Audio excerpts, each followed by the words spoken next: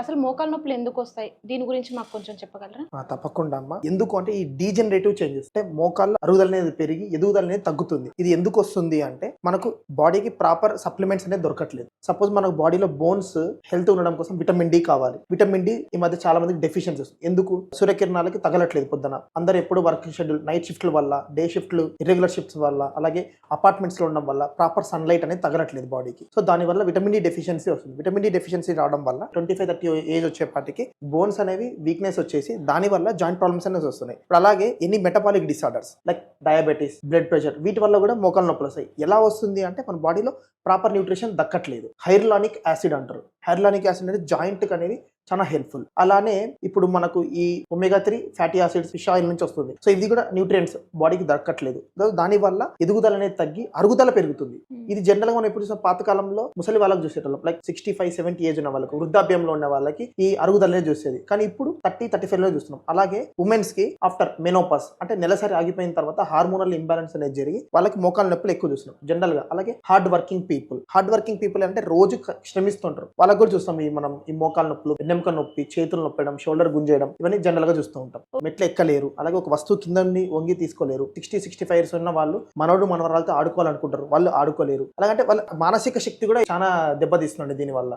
Okay doctor గారు, మరి చాలా మంది వరకు కూడా మోకాళ్ళలో నడుస్తున్నప్పుడు టక్ టక్ మని సౌండ్ రావటం, గుజ్జు అరిగిపోయింది అంటుంటారు. మరి దాని గురించి ఒకసారి చెప్తారా? అవునమ్మా. మోకాళ్ళ మధ్య గుజ్జు అనేది సైనోవియల్ ఫ్లూయిడ్, దాన్ని మనం జనరల్ కార్టిలేజ్ అంటుంటాం. ఒక ఎముకకి ఇంకో ఎముక మధ్యలో గ్యాప్ లో మనకున్న, ఇప్పుడు సపోజ్ ఒక ఇంజన్ అనుకోండి, ఇంజన్ లో 2 మధ్యలో గ్రీజ్ ఎలాగైతే ఉంటుందో మన ఫంక్షన్ బాడీ కోసం ఒక 2 ఎముకల మధ్య ఉన్న జాయింట్ స్పేస్ లో ఈ గుజ్జు అనేది ఉంటుంది. ఈ గుజ్జు అనేది ఎలా వస్తుందంటే మన బాడీలో ఇది మజ్జ ధాతు. ఆయుర్వేదం ప్రకారం మనం తీసుకున్న ఆహారం కరెక్ట్ ఉంటే సప్త ధాతులో ఒక ధాతు, ఇది పోషకంగా ఉంటుంది. దీని వల్ల మనకు అనేది బ్యాలెన్స్ అనేది వస్తుంది. అరగడం వల్ల ఏమవుతుందంటే ఒక బోన్కి ఇంకో బోన్కి రాపిడి జరిగి ఆ సౌండ్ అనేది వస్తుంది. ఈ సౌండ్ తో పాటు స్వెల్లింగ్ అనేది ఎక్కువ అవుతుంది, నొప్పి, తీవ్రమైన నొప్పి ఉంటుంది. మనం జనరల్ గా చూస్తుంటామండి, ఇంట్లో వాళ్ళు కూడా చాలా మంది ఏదైనా నొప్పులు వస్తే జనరల్ గా స్ప్రేలు కొట్టేసుకొని లేకుంటే జెండు బామ్ పట్టేసుకొని చెప్పకుండా అట్లే లోపల వాళ్ళు పెట్టుకుంటారు. కొంతకాలం తర్వాత ఇదే తీవ్రం చెంది అది నీ రీప్లేస్మెంట్ వరకు కూడా వెళ్ళే ఛాన్స్ ఉంటుంది.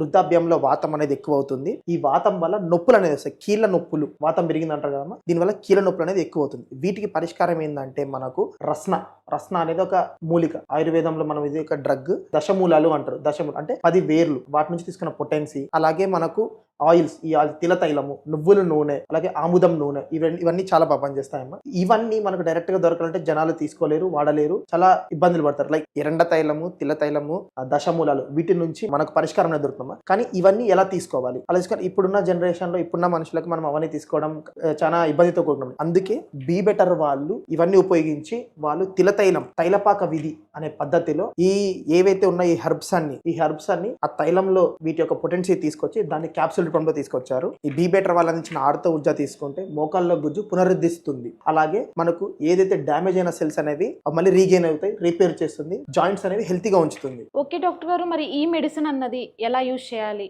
ఎలా తీసుకోవాలి ఒకసారి చెప్పగలరు? ఈ మెడిసిన్ ఏంటంటే సింపుల్ గా తీసుకోవచ్చు. 60 క్యాప్సూల్స్ ఉంటాయి ఒక డబ్బాలో. ఇది పొద్దున ఒకటి, రాత్రి ఒకటి తీసుకోవాలి. అలాగా ఈ ఒక ప్యాక్ వచ్చేసి 1 మంత్ ఉంటుంది. 3 మంత్స్ ప్యాక్ తీసుకుంటే మనకు చాలా రిలీఫ్ అనేది వస్తుంది, బెనిఫిట్స్ అనేది ఉంటుంది. ఎలా అంటే పొద్దున ఒకటి, రాత్రి ఒకటి క్యాప్సూల్ తీసుకొని తిన్న తర్వాత ఆర్తో ఊర్జతో పాటు బీ బెటర్ వాళ్ళు అందించిన ఆర్తో తేజస్ ఆయిల్. ఇది ఎలా అంటే మనకు ఇన్స్టాంట్ గా రిలీఫ్ కావాలంటే మనకు ఈ ఆయిల్ అనేది మనకి ఎక్కడైతే నొప్పి ఉంటుందో అక్కడ అప్లై చేసుకొని మసాజ్ చేసుకొని కొంచెం వేడి పెట్టుకుంటే మనకు ఇన్స్టాంట్ గా చాలా రిలీఫ్ ఉంటుందండి. కంపల్సరీ బీ బెటర్ ఆర్తో ఊర్జాతో పాటు ఆర్తో తేజస్ ఆయిల్ తీసుకుంటే మీకు ఎక్కువ రిజల్ట్ చూస్తారు. బీ బెటర్ వాళ్ళు అందించిన ప్రోడక్ట్స్ 365 డేస్ అవైలబిలిటీ ఉంటుంది. మార్నింగ్ 7 నుంచి నైట్ 10 వరకు ఎప్పుడైనా అంటే కస్టమర్ కేర్ తో మీరు మాట్లాడచ్చు. అలాగే మెడిసిన్ తీసుకున్న తర్వాత మీకు ఏమైనా సందేహాలు ఉన్నా వాళ్ళ ఎక్స్పర్ట్స్ కి మీరు కాల్ చేసి మీ సమస్యలకు పరిష్కారం తెలుసుకోవచ్చు.